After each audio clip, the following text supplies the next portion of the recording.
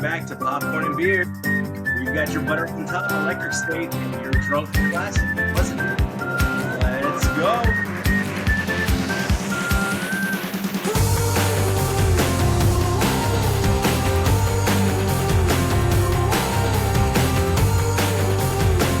Welcome back to your best friend's favorite tax auditing uncle's favorite podcast show. This is Popcorn and Beers, and remember the saying where some use tomatoes and others use thumbs. We use the stuff that gets you drunk. Welcome My back. uncle does audit taxes. It was just a lucky guess. Does he watch the show? Say yes. Say yes. Follow the script. Just say yes. Just say of course. Just say yes. Just, it's okay. Yes. He's too busy doing taxes. Tis the season. I'm not gonna do what you tell me. Okay, what is that? Rage Against the Machine. You better do what they told you. Yeah. Now, we watched one for free. We did one for us this week. We didn't have to go to the theaters. I did. I wanted to go twice. I wanted to see, I think it's called Black Bag, the spy thriller that's out right now. Yeah, that's getting some reviews, bud. Yeah, it looks good. It does look good. But I got to the theater and saw a bad movie, which we'll talk about later. This one was available for everyone worldwide on Netflix. They ran a Super Bowl ad campaign for this film. That's right. We're talking about Electric State, starring Chris Pratt and Millie Bobby Brown. Jordan, kick us off with your thoughts on Electric State. Take it back now, y'all. Millie Bobby Brown. Yeah. This movie it was a lot. In the beginning, it's very much you're like, oh, this isn't going to be a good movie at all. But then it kind of earns like a little bit of your heart. It kind of gets you as it goes along. It's like, it's funny. This is just a kind of a pleasant movie, you know? I thought Mr. Peanut, by the way, the movie's like robots that were used as advertising. So literally characters like Mr. Peanut from Planters. Yeah. And toasters. And you know, yeah, robots that help people in their lives. The really weird kind of continuity thing that they didn't have to add to this, but they did, and it had some elements that were good, and is the fact that this takes place like in the 80s and 90s, and you're supposed to like rethink history, like as if we had robots back then to now. Yeah, it reimagines the 90s. Yeah.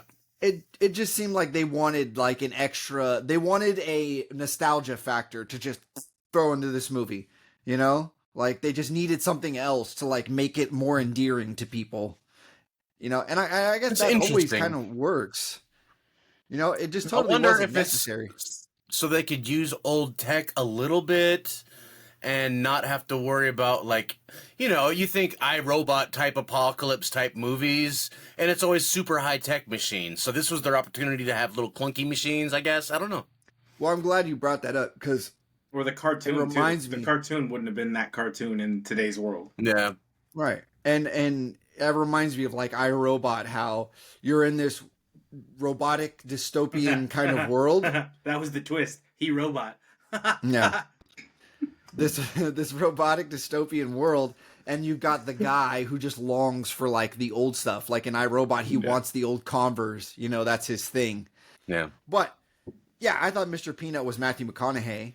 There's a stacked like voice cast in this. Stacked voice cast. So it's like everybody is a famous person. But yeah, I thought it was McConaughey at first. I had to look it up and go, that's Woody? And then I kind of heard it, but then I still also kind of heard McConaughey. Yeah. Like I knew it was Woody right away. Like Woody, it's because of the drawl that Woody has. It's well, kind they of both like have. But his is Texas. Matthew's like heavy Texas. Like you could tell. They're both Texas. No. You didn't. Heavy Texas in the accent of Matthew, whereas hefty Texas. And they're related. Whereas Woody is a little bit less heavy on the Texas accent. It's a little bit more smooth, like he's from East Texas almost. A little bit. All right. Anyway. Jason Alexander is in this without his Jason Alexander voice. Like, dude, do the voice. What's this guy in Seinfeld? Yeah, who cares that you're a world-class Broadway actor? Yeah. Do the George! Yeah, do the George Costanza voice. Get him, wrestler! Anthony Mackie was Herman, The robot, which was arguably the best part of the movie. He's a very, very likable, cartoon character guy. If this movie was like the blockbuster that they imagined it would be, like that was their banking on that to be like their merchandising kind of thing, I'm sure. Yeah. That speech by Chris Pratt at the end to Herman, what was that? Terrible. You're more than my brother. And then he goes off on this tangent about like, what is he talking about? He's basically trying to associate human traits with a robot. It would be what that was. Yeah, but it came off gay.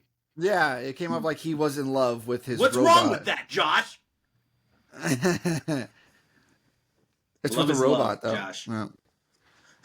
An AI. Wait, it's a robot, though. Go back to Haley Joel Osment and Jude Law in AI, where they're just banging robots on screen as they walk through the prostitution den or whatever. And he's like, you don't remember that whole scene?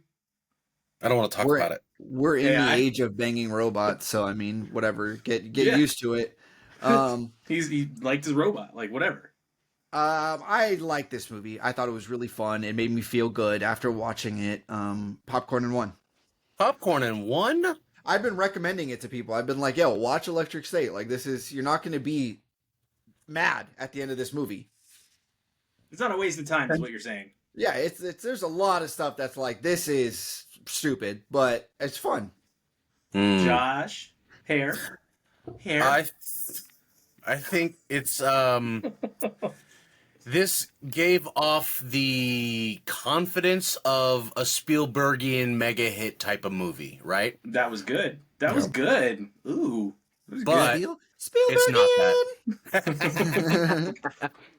But it's not that. So, okay. That's all right. That's fine. But it is a big epic, sort of, in its own way.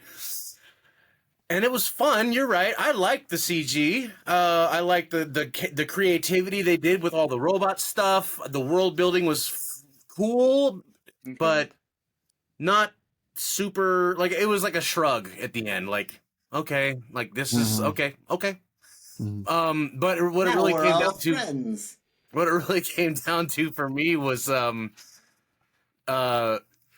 if you want to hire big name actors, then hire actors who act. Chris Pratt was reading his lines, and so was Millie Bobby Brown. They were just reading lines. So he doesn't do that.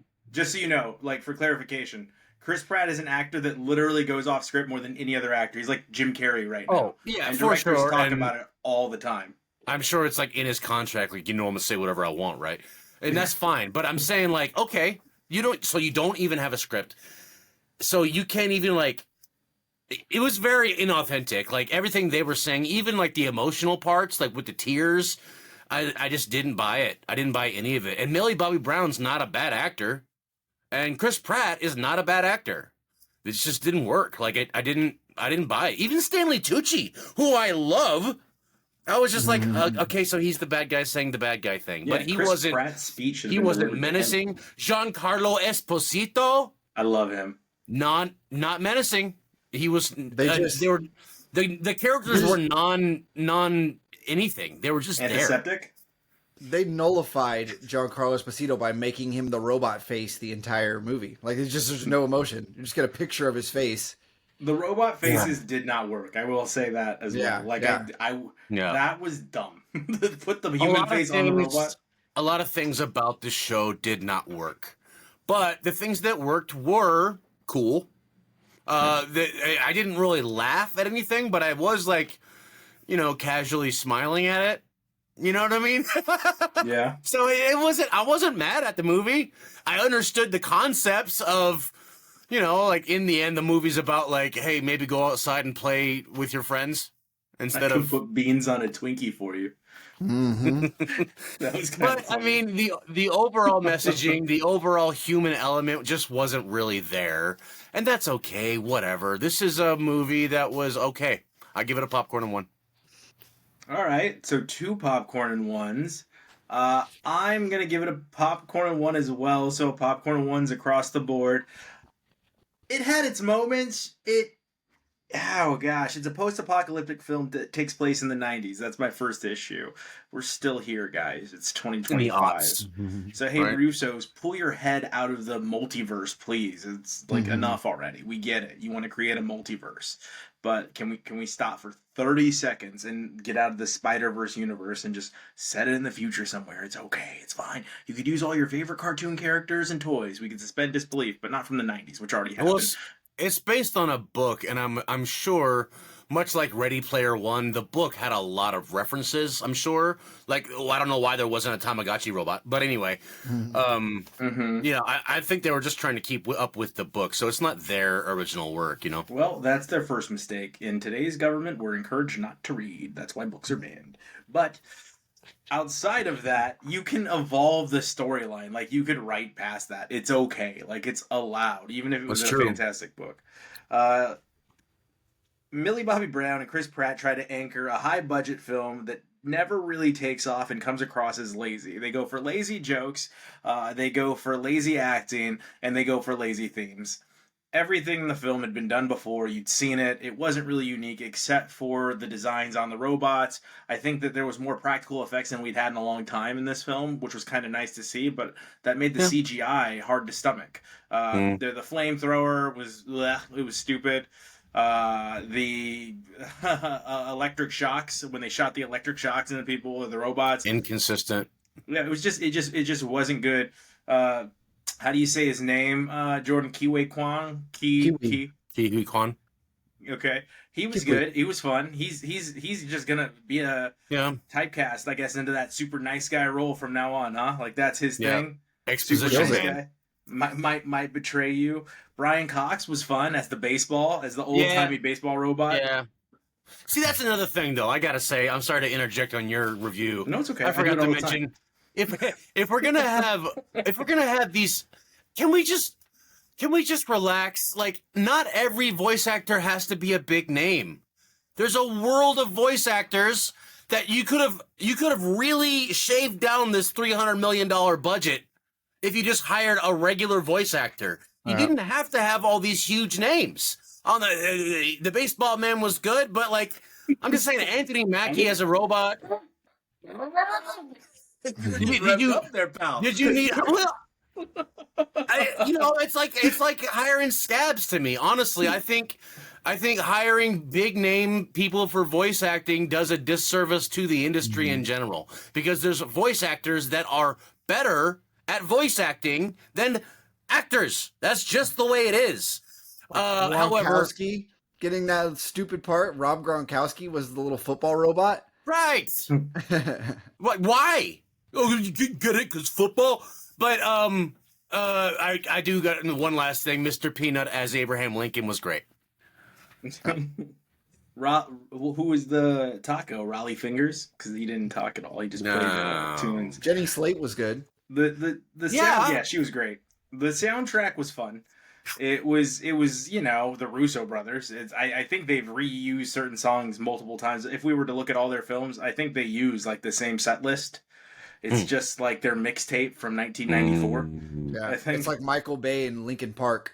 it's the same like each time, and that's okay. But overall, it wasn't a bad movie. Jordan, I think you were spot on. They did go for a Spielbergian type feel. That was Josh, but Jordan, you were spot on when you said you're not gonna be mad at it. You're gonna sit there. You're gonna watch a movie. This is Thanksgiving throw on now. This is your Thanksgiving movie. Yeah. It's gonna go on in the background before the football game. When the kids are all in the house running around, you sit them down. You put on this movie, and you're comfortable. Yeah. It was like It sci-fi. does. Sorry, it does suffer a bit from just an oversaturation in general. If this style of movie had come out in '99, it would have been a hit, I think. Yeah. Yeah, It's Roger Damn, that had a Rabbit great meets transition. sorry, it's Roger Rabbit meets Sci-fi action. Ready Player One, Roger Rabbit. Yeah. Yeah, I had such a good transition. Now it's over. It's not going to No, work anymore. let's do it. Like, what was it going to But be like? speaking of oversaturation, how about we get to the drunk classic, which was a civil rights movement movie with an oversaturation of white people? Because how do we get across the point of the civil rights movement to people that won't watch it if there's any form of, hey, you guys were probably racist at some point in time? You just make it all white people, and What that's makes what you this. think it was about racism? Was it the no colors in the window? Or in the movie? And they're oh man, I liked it. Again, to be honest, I still think it's a beautiful movie. As an older person now watching it, it was different themes that caught my eye. There's like polyamorous things going on at the end of the movie. What's If you there? pay attention on the bench between Jeff Daniels' character William H. Macy and I can't recall the actress that played the mother, but that was definitely polyamorous vibes going on there at the end. So Wait, did you say the title of the movie yet? I'm sorry. Did you actually say? Yeah, I said that. Okay, I said- Pleasantville. Sorry. Yeah, Pleasantville, which was our drunk classic this week. It is cute. It's fun. It's nice. It takes heavy-handed themes and kind of makes them soft, pillow soft. It's almost like a pillow fight with the themes that it's implementing. I think when he's reading the laws at the initial town hall, that's pretty interesting compared to where we're at in today's world. Like what is actually existing. It's crazy. You can go all the way back to 1998 and watch a movie and listen to this person read the laws and then go, "Whoa! Some of did the administration get their ideas for what they're going to do from Pleasantville, from the racist town hall like mayor?"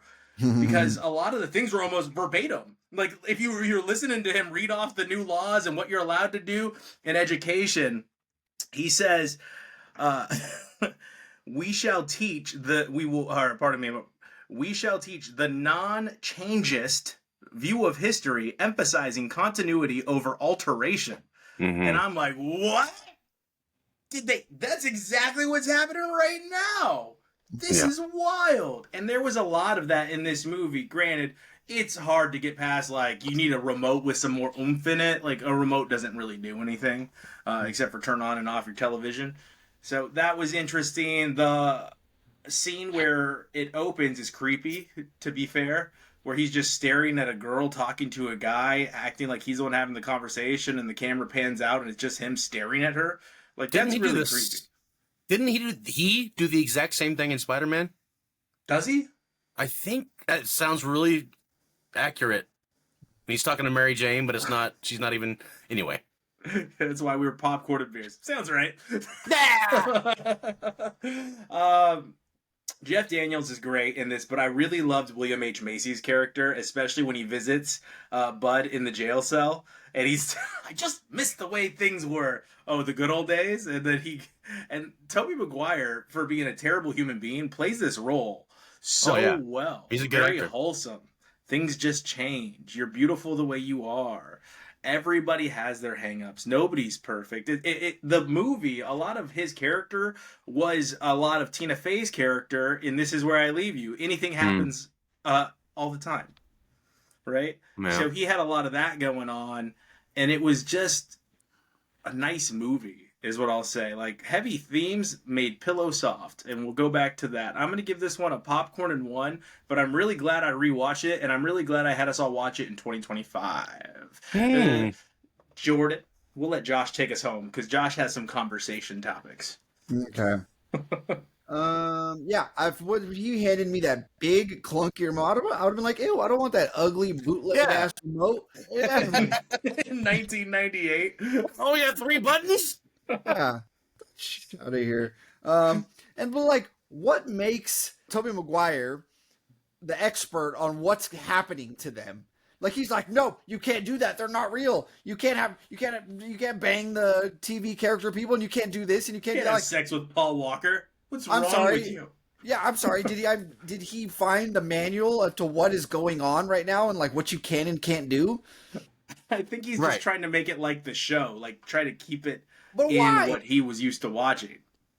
All right. But so yeah, it was kind of hard to get into all that. But once you saw Tobey Maguire like doing the whole like trying to stop all the big kind of ignorance and bigotry and all that stuff, it was like, okay, all right, I get where this is going. This is fine. I love the fire, and it's all, they've never seen a fire. Cat, and they all get up and start running. Wait, where's the cat? Oh man! And then the books are gone, and they have to like interpret the books, and then they appear. Which, by the way, he starts to read them Catcher in the Rye, which is like the worst book ever, and they could have just let that one go. I hate the Catcher in the Rye. Do you like the Catcher in the Rye? I think it's important. I wouldn't say it's great. It's like Huckleberry Finn. It's important, but maybe not read too far into it. It's like one of the first books a person reads where the main character is like just a piece of crap. Mm-hmm. You know what I mean? So that's interesting. I hate it. Adam and Eve, the whole Adam and Eve. There's like a religious thing. She grabs the apple and he eats it, and the forbidden fruit, and that was like heavy-handed. So yeah, this whole movie's about like liberation of women and youth from the white conservative nuclear family, blah blah blah blah blah, and that turns white men into book burning Nazis. Change, right? Change. Yeah. I think the theme there was change. Change, like we accept it, we like it, and we're like, oh, it's doing good things. And then if it has like a slight negative impact on your way of thinking or life or the people around you, burn it all to the ground, scorched earth. As opposed Where's my dinner? Yeah. But comes in from the rain. Get this man. The bowling alley. Sorry, Jordan, go ahead. Bowling alley was good. I mean, like, all of this considered, that is a pretty obscene thing to hang just like in your diner window. Come on, buddy. That is like a lot. What are you doing? Popcorn in one. Popcorn in one. Yeah, it's a popcorn in one day. Yeah. Hey, it's a popcorn one day. Hey, Pleasantville. Haven't seen it since it came out, and I really appreciate that I got to see it again. I forgot how good it is. I liked it. It is pleasant. I liked the CG stuff. That was, I think, at the time, relatively not new because Schindler's List invented it, but the color changing thing. I think they really pushed the boundaries there. And they did some cool stuff with it. That was fun. And the story's cool, if a bit heavy-handed here or there. However, what I wanted to focus on is the ending. I'm not sure that they landed the plane, as Fry likes to say. In the end, Tobey Maguire realizes that life is not peachy keen perfect. It's not all Pleasantville. You have to live in the reality sometimes, right? So that's a nice takeaway. That's where the ending being good ends for me. So then we go to the mother. What happens now? So it's unclear as to whether she's with William H. Macy, whether she's with Jeff Daniels, whether they're both together, because he just changed into Jeff Daniels. I think she is imagining that her husband is Jeff Daniels. Okay. She stays with her husband. Okay. Open-ended, perhaps? Yeah. I can buy that. And so the fact that it is open-ended, I think that's the point. It's on purpose, I have no idea what happens now. So, like, it even says it to you. It doesn't matter what happens next because this is not the ending. It's a new beginning, right? And that's kind of nice. However, now we get to Reese Witherspoon. I knew this is where you were going to go. Who has this great awakening. She realizes she wants to read books and like actually apply herself and like be somebody instead of doing the horror thing or whatever she said. Speaking of that, I don't want to cut you off, but Paul Walker recovers from a dick kick faster than anyone has ever recovered from a dick kick. Like, he is immediately good after getting very hard in the schlong. It's a magical place. So it seems like kind of whatever you want to happen can kind of happen, like the basketball stuff. Mm-hmm. And like how you can overnight become a master artist. Took me 25 years to be kind of good. But anyway. That's not the storyline there. Well, I'm just telling you about this. On the diner window every year. He's been painting for like 25 years. He's been painting for 25 days. Well, no, he paints a Christmas mural once a year. Once a year. Once a year, Yeah. For 25 years. So for 25 days, he's been painting. No. You're right. He probably never practices his Christmas murals. That's the stupid. point of the movie. He doesn't practice. Anyway, the whole thing's about Jeff Daniels. And Nick Tickon. Yeah. Anyway, Reese Witherspoon. Okay, so she has her little happy ending. That's cool. I like that. But she decides to stay in the fantasy realm. Goes off to college. And okay, so we've decided this place is not made up. It is real. Okay. In its own way, it's a pocket dimension, I guess. Whatever. Okay, so she stays there. So what do they say to mom? Yeah, exactly. That's I was the like, only question I have every time. Time works differently, obviously, because yeah. he comes back and it's only been an hour. Yeah. Because they're, you know. So. But also, what happened to the characters that they replaced? Where are they? We don't want to talk about that nightmare, do we? Nope. And what about Don Knotts? Shout out to Don Knotts. I'm a big fan. Why does he just change his mind all of a sudden and smile and drive away at the end when he was clearly upset? But he wasn't. He was. No. Then why was he? Then why? Why was he acting further? He actually wanted to take somebody that was so bought into the concept and see if change was possible. Why? Because in a world where, look at where you're at right now with 2025, we have to look at certain people and hope, like they're so dug in, and we can see they're so dug in, that they can change. Tobey Maguire was so dug in. Cosmic wizard invents a pocket dimension. Hold on to what Pleasantville was, that going back to Jordan's review, he tried to stop Reese Witherspoon from boning, saying that's not who these people are. You're affecting their reality. And the whole point was, we need a chaos driver like Reese Witherspoon. We need somebody that can impact their reality to get them to look, to get them to see that change isn't bad. Well, I wish that they would transport me into the final season of Game of Thrones so I could change it into a good finale. Uh-oh! All right. In the end, I call it a popcorn one is also. Yeah, as also. It leaves things open-ended, and I think that's part of the point, because nothing is supposed to be anything. It's just, okay, that's fine. But it did, I don't know. It was kind of sour at the end. I give it a popcorn one. I'm pretty shocked by Josh's response as he makes us watch all these mind benders films, that this is where he draws the line on, like, thinking a little bit more deeply into a film. Team Monkey stands alone. 12 Monkeys, and this is a different story. I think it's it's open-ended in aspects, but in other aspects it's a plot hole. So I don't know. You made us watch what is that, Dark World or Dark whatever? Dark Knight City. Dark City. Yeah, that was wild. Or is it just his dream?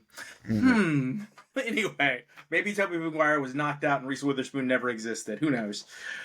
On to what we were watching this week. First thing I watched Paradise, starring Sterling K. Brown, amongst many, many, many, many, many others. This show takes place in another post-apocalyptic world, this time caused by natural events. All right? It is the environmental disaster that makes us all have to run for cover, and the United States does, and it does so by building a city, and in that city, madness ensues. And why does madness ensue? Because somebody building the city was wronged. You don't know who, you don't know when, and you don't know why their target is their target. All you know is they have a target. It's turning the freaking frogs gay! And we have to figure out why we have a target. You got James Marsden playing the president. That's how you say his name, right? Marsden? Is that how you say it? So. Marsden? Yeah. I don't know. He's good. He plays a good Southern gentleman that just kind of, oh, shucks, as the president. And I liked it. I think a lot of people aren't going to like it. I think a lot of people are not going to buy him as the president. But I liked it. I was like, I kind of dig this presidential character that kind of plays dumb, kind of goes with it, knows people hates him, calls him out for hating him, asks him to stick around anyway, and they kind of do, so you get to know that character. Overall, the story takes you on so many different twists and turns that you're trying to figure out which ends up and who the real villains are. There are a couple things that I would say you can kind of predict, and a couple things that come from left field. You're like, whoa, what? That person? this is a show for everyone. It's gonna I think it's gonna stop at about 90%, right around just above a B. I'm gonna give it a popcorn in 2, not quite a popcorn in 3, but it was good enough for me. Paradise, starring Sterling K. Brown. Okay. Check it out. Let's just keep it rolling really quick. Let's go on to rolling. Into the Lost Lands, starring Dave Bautista playing Boyce and Gray Alice played by Mila Jovovich. That's right. Resident Evil is back, and she is playing the cursed witch. And this movie is it's just bad, but it's fun. I kind of liked it. It was almost like a guilty pleasure as these two embark on a journey to obtain what is necessary to grant a wish, as she can deny no one. And she says it repeatedly. I can refuse no one. I can refuse no one. You hear it about 70,000 times throughout the movie. There's a little twist in it that's kind of nice. It's a lot of overacting. It's a lot of silliness. It's a lot of like Dungeons and Dragons from the early 2000s going on. There's a lot of concepts that don't make sense. Who do you guys think the major villain is in this? What do you guys want to take a guess? A post-apocalyptic movie, one city left. Who's the villain? Which? The king? The bad guy is... Are you talking about like what the character archetype or the actor? Just who's the villain? Just who's the villain? Not the mayor. Actor, just who's the villain? Okay, a mayor. What do you think, Jordan? Yeah, the leader of the colony or whatever the hell they're building. Nope, the church. The entire church. Oh, it's the same thing. You can't say it's the same thing when you're wrong. It's the same thing. The authority figure is the bad guy. They're not the authority figure, to be clear. The church is not the authority? Nope, not in the movie. They want to take over the authority. You're time out for 5 minutes. Let's go to the next review. There actually is a king in this movie, to be clear. All right, so this movie is half Western, half post-apocalypse, half shoot-'em-up, half fantasy film, and it takes you on a confusing ride. The acting is rough, but I wasn't really mad at it throughout. I just started laughing. It's akin to a B movie that developed a cult following, and I think this could do that. I think this is something that you could see with like a following for no reason that people do like cosplay with as they walk through. It's going to be very much in the vein of Sharknado or Evil Dead, Legion, something like that. Okay. The action movie is silly. It's filled with bad dialogue, terrible CGI, especially on the two-headed rattlesnake, much like Mortal Kombat was. But I mean, what were we expecting from this? It wasn't supposed to be good. It's a flaming pile of trash, but flaming trash can still keep you warm as long as you can stomach the smell.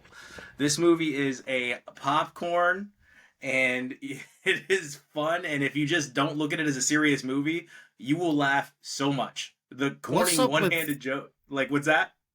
Sorry, I was just going to ask, what's up with Jovovich and just attracting movies like this? I know. It's so many corny one-liners in this, too. Like, really bad one-liners. You're right. I mean, like, what do we got? We got her ever since, what is it, Fifth Element. We haven't really had her in... Well, I guess even Fifth Element is kind of this, right? Well, yeah, but it's a good version of it. Because Fifth Element's a popcorn in 3, but are we sure it's not just the time? Like we're living in that moment? No, Fifth Element is a timeless classic that is a popcorn in 3. So,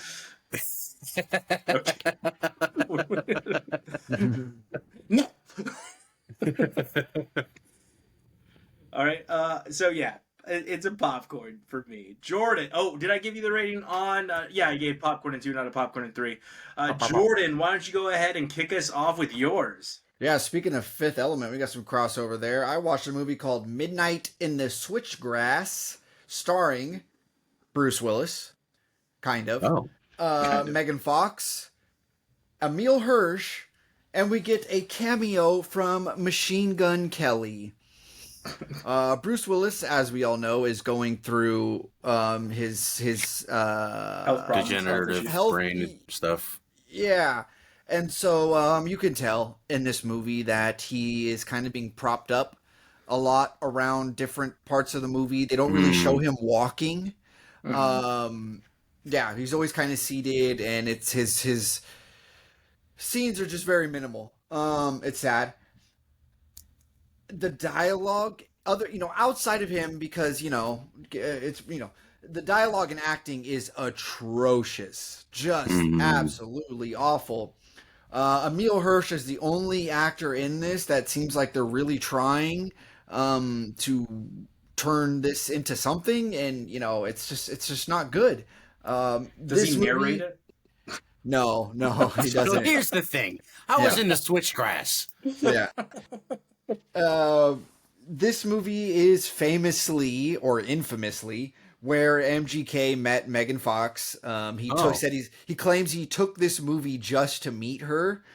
And they also infamously went on like some, I don't know, the Drew Barrymore show and called this movie trash, and they didn't go to the premiere of it. So, and I Was get it it. trash?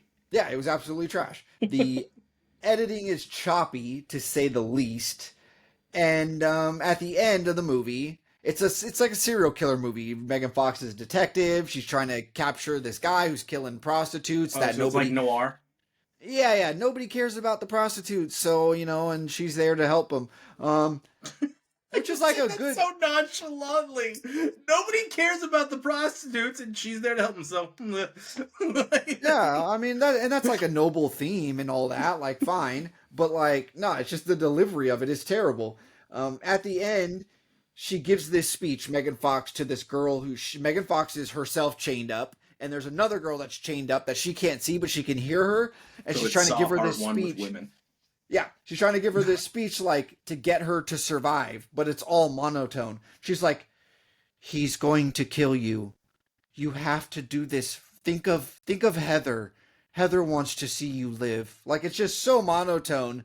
I'm like, are you trying to lull this girl to sleep? Are you trying to convince her to save her own life, sort of thing? This was a popcorn movie. Don't watch it. It's on Netflix. Popcorn. Popcorn. Well, I watched a popcorn film called The Parenting, which is, I mean, like, if they had marketed it like a spoof on like a poltergeist demon possession movie, it would have been better. But they don't market it like that. They market it like a comedy, like it's a comedy, right? Not like a spoof style comedy, just a straight up comedy. And I will tell you this: Brian Cox, Lisa Kudrow, and Dean Norris, they almost save it. Like they almost save it. Like they're good enough in their little dialogue and delivery of their lines for it to be funny at parts. It's the young cast members that were just bad. Like they weren't good. They weren't believable. It was cornball stuff. I guess it's good for Gen Z. Maybe Gen Z is gonna love this movie. For me, give me Marlon Wayans and Keenan Ivory Wayans any day in Scary Movie 17. I think there's another Scary Movie coming out here soon. So we'll see if it's any better than this. Essentially, in this film, there's like some Ouija board action going on, and they summon a demon in the 80s, and then 20 years later, they lure back a family. Parker Posey is good in this as well, by the way. She's fantastic. Best in show. Holler at your old drunk classics. But she's good in this. She's fun as her character in it, and it's funny because in the flashbacks, she plays herself as a teenager. Like, so she's Parker Posey as a teenager talking to the other teenagers, which that part was pretty funny. Brian Cox has a scene that's pretty hilarious. Spoiler alert, if you don't want to hear about it, plug your ears now. But he floats out into the living room just ass naked with a boner. And they're like, cover yourself up. And he goes, I'm not covering my dick up. Look at it. And then they're like, no, cover it up. And he goes, look at it. Like at that part, I was laughing pretty hard because it's Brian Cox. I mean, it's like a world-class actor telling his whole family to just stare at his pecker. So that was funny. But overall, it's a popcorn movie. If you're really bored and you need something to throw on in the background, I would do it then. Jordan? Okay. Yeah, I took a chance on a movie that I thought was like this cultural kind of like movie that you have to watch. And it definitely wasn't that. Yeah, it's just like a movie that you hear referenced a lot in like music and different things. It's The Talented Mr. Ripley. Is it a drunk classic killer? No, not at all. There's a really weird sex scene in that movie, if I remember correctly. Like, there's a lot of really weird sex scenes. The whole in that thing's movie. weird. Every single scene is awkward. Yes, I haven't seen it in forever. Yeah, it's Matt Damon, Gwyneth Paltrow, Jude Law, what's his name? The guy that's dead Justin from the Seymour overdose. Hoffman. Philip Philip Seymour Seymour Hoffman. Hoffman. Philip Yeah, Seymour yeah, yeah. Hoffman. Dustin Hoffman's still alive. I know. I've made that mistake so many times on this show. And it's essentially Matt Damon is I'm this killing kind him. of con man. He cons his way into the bourgeois lifestyle, kind of just latches onto people, and then when he gets exposed, anytime he gets exposed, he gets murderous. Um, and it's just like this whole thing of like, gets murderous. yeah, he can't actually enjoy any of the things that he's conned himself into because every time he starts to sense like he's gotten away with it, some ghost from his past lies and exploits pops up and he's like, oh, here we go again. I gotta kill somebody else now and go through this whole rigmarole. There's weird transitions. It's very like, when did this movie come out? Like in the 90s. I think it came out in 99 or something like that. Yeah. Like peak Matt Damon. It's like directly after Matt Damon. Good Will Hunting. Yeah. There's weird transitions with the credits going over like 7 minutes into the movie, like very 90s. Like the credits are rolling through the beginning of the movie, and like there's these weird color filters that they keep like overlaying across the screen. Weird. While during like key exposition to the movie, like this, it doesn't make any sense. It's very very homoerotic. Like, and it kind of leaves you guessing. Like, is Matt Damon is he gay, or is he just the ultimate manipulator? Like, he will be gay for play, basically. Like, he will. My question was how. My question was how real was it for him? Because yeah, a manipulator, liar, con man, but I felt real betrayal and loss in the boat scene. I think he really loved Jude Law, obsessed, toxic love, but like I think that was real. Yeah, and Jude Law had it coming. Oh, indecent proposal. That was what I was trying to think of. Mm. Kind of like an indecent proposal style, Jordan. Yeah, and like he was just a horrible douche. So Josh, if you're familiar with this movie, the girl that Jude Law knocks up in Italy or whatever, yep, she's pregnant. She ends up floating in the river. Did Jude Law kill her, or did Matt Damon kill her? Out of jealousy? Yeah, or like to protect him, like because he knew it was this scandal that he was hiding. I think it would be Matt Damon, and I think it would be jealous, revenge. But or protecting. I don't know. I don't think it was Jude Law, but it could have been Jude Law, and I guess they leave it open for that reason. I don't know. Okay. Yeah. This movie was a popcorn. It was terrible. It just no. There's not a single character in this movie that's likable. Yeah, it's troublesome. Yeah, it's just eh. We have a lot of charging up and powering down this episode. A lot of, and then a lot of. Well, yeah, but I do agree with you. One thing it's difficult for me because there's nobody likable. There's not really much of a takeaway. It's just like, oh, I just witnessed that. But also there are great bits of acting throughout. The scene where Philip Seymour Hoffman is onto him, and like. He comes to Jude Law's house, and Jude Law's already dead. That whole thing, the tensity in that was just immaculate. It was such good acting. However, overall, like, did you mean to say the tension in that? Yeah, there was the tension in that scene. Okay, you said tensity, and I got thrown off. I didn't know if you were trying to say intensity or tension. The intensity of the tension. There we go. You just combined them. They had a baby, and it came out the tensity. Yeah, so they all acted really well. This story that you don't necessarily care that you saw. Yeah, do you think it was good acting? I don't recall it being particularly good acting. There's moments. Philip Seymour Hoffman doesn't ever do a bad job. Yeah, I can agree with that. Even he in Twister. Is the actor's actor. No. Food. Go ahead, Jordan. Yeah, it's just like Matt Damon straight up they all know this guy is full of shit.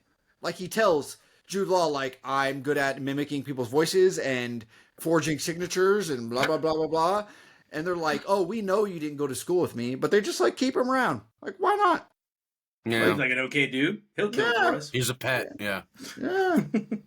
All right, so last two for me, I watched Unstoppable, the story of Anthony Robles on Amazon Prime. It is the wrestler that went pretty much, I think he went undefeated his senior year at Arizona State, and he had one leg, and he, triumphs at the end. This was looking into his family life, which was pretty intense, but overall it was not a good movie. It's kind of like the Kurt Warner movie starring Zachary Levi. Like, it's not really a good movie. Like, you're getting all the Hallmarky stuff throughout it. It's almost like Lifetime. It's like Lifetime meets Hallmark. You get both. You can do whatever you want in this world. Well, it's Jennifer Lopez, so that's... You can do whatever you want in this world. And you got Bobby Cannavale, who's good in it, but Jennifer like Lopez.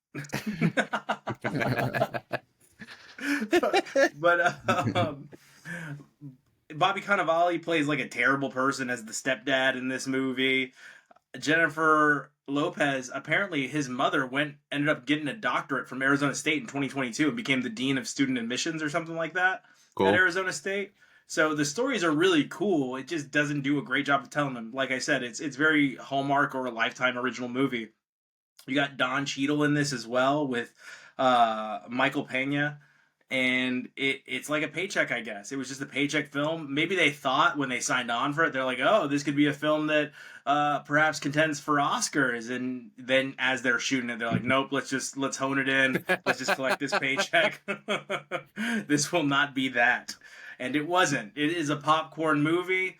If you want a feel-good story, like, I'm a sucker for stuff like this, but it is no Rudy. So if you're expecting to get Rudy, you will not get that. And finally, keeping with the theme of filling holes in my game, I had never seen In Bruges, and it had been a movie that was recommended to me all the time. So I finally watched In Bruges, starring Colin Farrell, Brandon Gleeson, and Ralph Fiennes, as a couple of hitmen that go to Bruges to cool down, but little they know that wasn't actually why they were there. The cool part about that was neither one of them realized that's why they weren't there, and Brandon Gleeson sets out on a plot. This movie is almost 20 years old, okay? It came out in 2008, so there will be spoilers.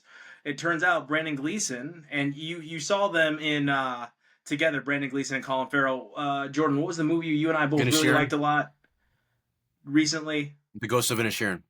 Yeah, I love that movie. Banshees of Inisherin, yeah. Banshees of Inisherin. Oh, so good.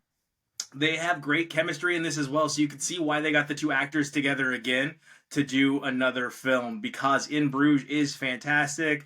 The comedy is so subtle that it's just like little jokes. You just start laughing. There's a joke with, right at the beginning, it hits you with Colin Farrell sitting on a bench, and they go, American tourists, obviously being what's the stereotype? Stereotypical? Thank you. Yeah, Stereotypical big people. And he goes, oh, you'll never make it up there. And they go, why? And he goes, are you serious? And then let me drop the accent really quick because I can't do it Irish. It'll just come out as British. But he goes, you'll never make it up there. They go, why? And he goes, you look like a flock of elephants. That was great. And it was just, he's like, I mean no disrespect. The whole time. It's so funny. The movie is built around that. Like, he punches a Canadian in the face because the Canadian is being disrespectful to European culture. He thought he was an American, and he calls doesn't say thank you. And he goes, I feel bad. I didn't know it was Canadian. Thought he was American. And there's a lot of stuff like that. Overall, it's a sweet movie. It's got, like I said, a lot of subtle humor. I could see why it's a classic in a lot of people's genres of like buddy comedy, buddy film style. But I'm going to give this a popcorn in 3. It was very enjoyable. Multiple times I just stopped whatever it was I was doing and just was staring at the screen to see what would happen. Lots of rewinding to tell myself, did that really just happen? Which I'm sure is going to come up in our final review. We all watched it all season long. Josh, kick us off. Invincible. Invincible! In an episode full of popcorn and ones, we got a beauty right here, boys. The finale of season 3, Invincible. Shout out to all the great hypocritical Josh, big name voice actors that did a great job. Yeah, this was the big finale. After such a huge, like, penultimate episode, this episode topped it. The big fight between Invincible and Conquest. And they tie up some things. They leave a lot of things open in for next season because we know we're guaranteed to get another season or 4 more. I'm not sure exactly what there is, but there's plenty of story left. I love Invincible. I love what they did with this fight. They added some cool stuff. So I said before, the comic book and the show are pretty close. They've only added things to make it better, and it's always worked out. They've added some things. So, like the whole demon thing at the end, you know, the demon guy, Damien Darkblood, that's not in the comic at all. So they're gonna add a little hell subplot somehow. That's kind of interesting. And then the monologue that Conquest gives, where he's like, "Oh, I'm so lonely." Yeah.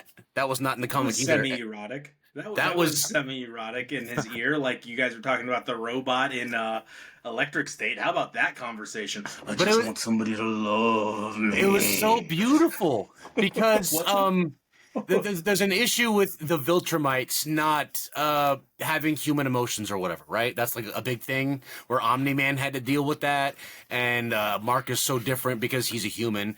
Conquest, this crazy psychotic killer, his only method of mental health awareness or whatever is he gives this little monologue to the people he's about to kill, and that's how he vents. And he's like, "Take it to your grave." And the fight was cool. Did you guys clock it when the animation style like really ramped up?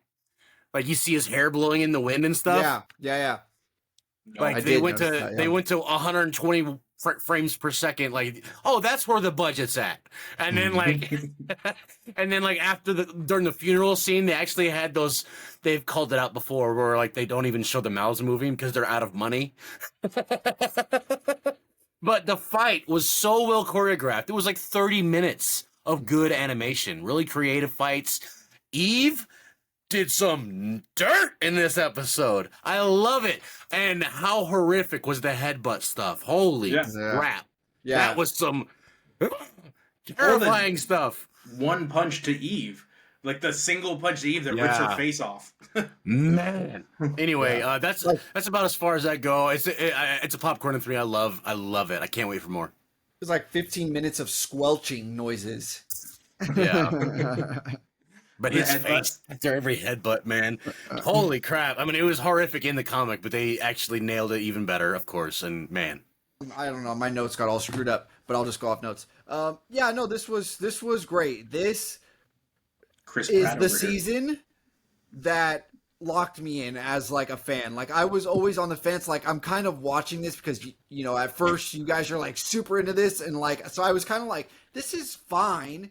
This is good, but this isn't like must-see entertainment for me. It wasn't until this season.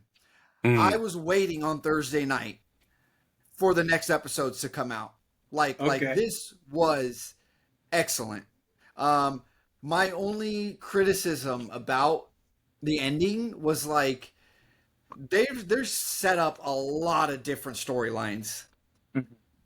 As it was fading out. Like there's already the big Viltrumite thing going on, the impending invasion, and then they set up like 3 more storylines. Yeah, like there's the little squid things. Yeah, the dragon guy, the hell thing. There's like all of these different things at play here. The people that destroyed their planet, and now they need the universe guy to bring back their. Yeah. And like how many Rex times? Blode. What's gonna happen with Rex Blode? It's gonna happen with Robot. Yeah. They gotta, and they have a problem like letting characters go, like for good. Like there's always a way, and I hope that that's not like they fix that. Like characters just die, and I don't know, like maybe don't kill your main characters. Like you have them close to it, but don't ever actually kill them, which was a good thing earlier in the show. But now it seems like it's happening too much. Yeah, well, I will say with surety, I'm sorry, but Rex is dead. No. No, it's okay. I mean, he's the best voice actor on the show, though. Yeah, well, he's still around because he's Robot. Jason Mantzoukas, I loved him. Yeah. So yeah, this is a popcorn and 3 for sure. That's what I gotta say Yeah, about it was fun to watch. show. It's crazy because the little brother annoyed the shit out of me all season Oh, long. yeah. Like all season long, I was just annoyed with that character.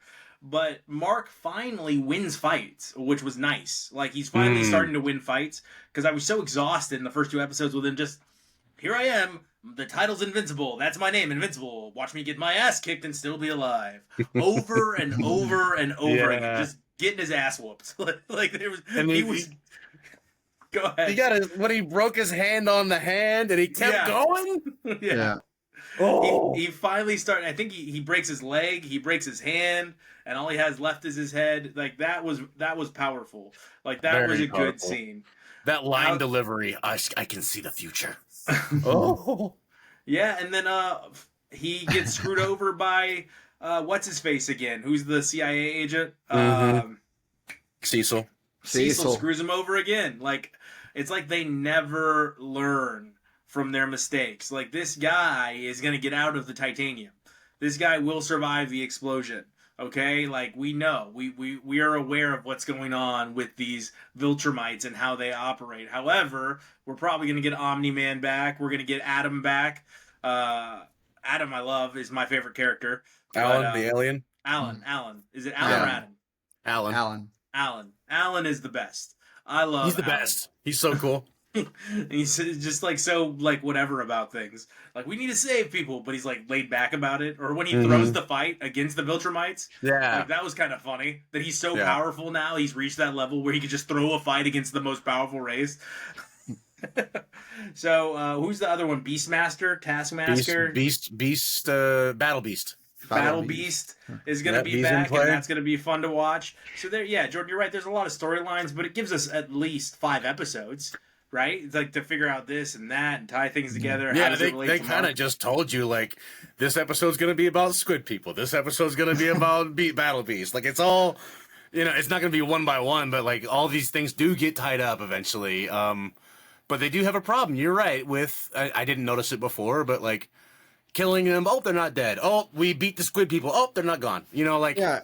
And I'm like, can they figure out a way to solve the problem of just, like, constantly destroying the entire city? Like how much can you put up with like them just constantly destroying crap? Like okay, this was the first instance. Other like DC and Marvel have done it since, but Image Comics was the one who invented it because of this story. A superhero squad that just cleans up disasters. Like they invented it. Yeah. We speaking of this, we don't even have we didn't even mention Eve now has a side storyline, right? After her resurrection, now she has a side storyline that we're going to have to find out about. The With people the goo? that gave me these powers also gave me, like, put in stop so I wasn't too powerful. Like, now we're going to figure that out. Here we are. And here we are at the end of the episode where we tell you our butter on top for next week is Snow White. That is all that is coming out. I don't think it's not the 7 dwarfs anymore, right? It's just Snow White. Really? I think so. The dwarfs. No, the dwarfs are in there. They're in it, but they're not little people. They use CG, which was a huge mistake. Yeah, we're gonna take a look. We got to see it. It's the only thing out. So they should have made all the dwarfs Peter Dinklage. They should have made all the dwarves Peter Dinklage, and it's him acting out different. Brad, is that problematic? No, they should have used the same Stevens from the Wonka films. Brad Stevens is talking mad smack about it, by the way.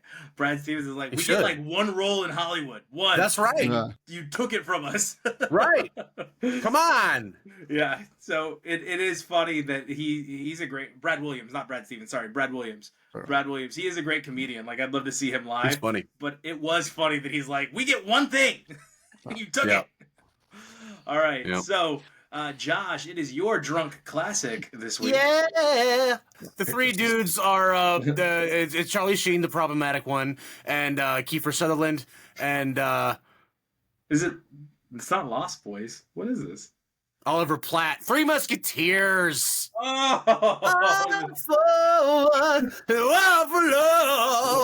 Stewart, Bryan Adams. Who was the third guy in that? In the Sting or something. Sting. Phil Collins. I don't know. Anyway, this is old super 90s. Just 90s corny gold. So check it out. Jordan, Three what year were you Musketeers. born? 94. 1994. Let me look up. I know. I think so it's 93 D'Artagnan's or in this something. too. What is it? Yeah. It's Chris O'Neill, right? Or what's his name? I Robin. forgot his name. Robin from plays- Batman Forever. Yeah. I've watched this when I was Chris O'Donnell. Chris O'Donnell. I watched this when I was a little kid, and I don't remember it. So you could say that I've never No. seen this movie. No, you see. Hold on, Jordan. I got you. Hold on. 90. Like this is funny. 1993. You were born in what year? 94. That's Yep. crazy. So This it is wasn't it. you. I thought Three it was you. Musketeers, Your mom. baby. So I was 5. Your mother, Auntie Kathy, Danielle, and my mom drove us to the drive-in theater to watch this. In like I recall it being like the van, the big van my mom used to have when she had the seats out. See, we Okay. were laying down on the back of the floor of the car watching Three Musketeers at a drive-in movie theater. And I thought you were a baby, but I guess you weren't born yet. No, but I saw this when I was like a little kid, and I was like, I don't know. I don't remember a single detail about it. Tim Curry's the best bad guy. Just kidding. I mean, he's okay. Yeah, check it out. See you. Love you. Three Musketeers. All right, thank you so much for joining us each and every week. We will see you at the movies. You get the popcorn, and we got the beer.